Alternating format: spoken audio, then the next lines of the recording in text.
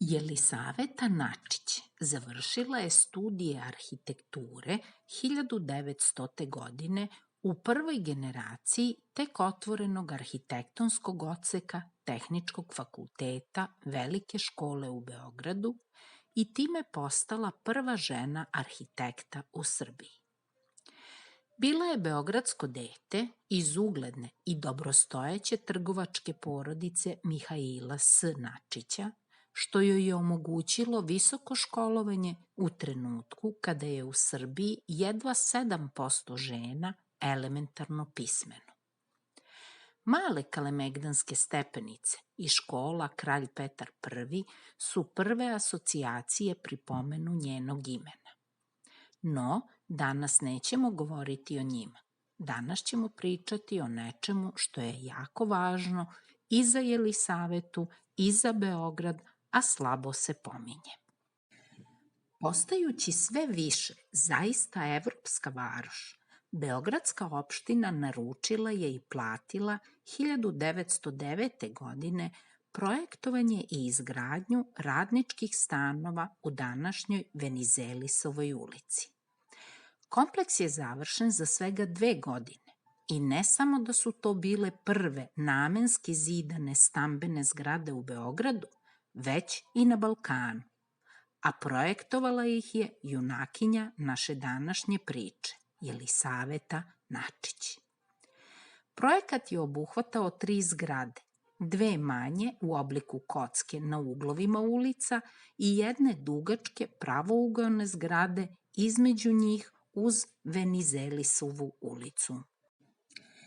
Da bi gradnja bila jeftinija, zgrade su oblikovane jednostavnim arhitektonskim sredstvima sa minimalnom ornamentikom i ponešto plitke plastike u stilu svedene secesije ispod i iznad prozora. Opet nekako na talasu secesije, da bi se izbegla monotonija ravne dugačke zgrade, Načićka se poigrala vertikalama koje se završavaju karakterističnim drvenim zabatima. Neveliki stanovi osmišljeni su kao jednostavni i funkcionalni sa zajedničkim dvorištem.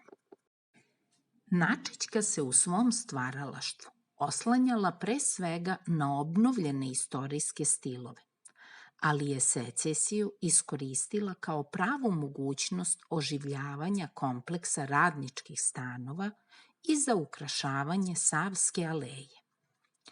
U okviru velikog projekta Dimitrija T. Leka za preuređenje Kalemegdanskog parka, Jelisaveta je dobila zadatak da projektuje Savsku aleju i male stepenice prema Parijskoj ulici. Po njenoj ideji, aleja je dobila ukrasnu ogradu sa vazama na kamenim postamentima urađenu u stilu secesije. Nažalost, kao i mnogo toga, ograda nije preživela Prvi svetski rat.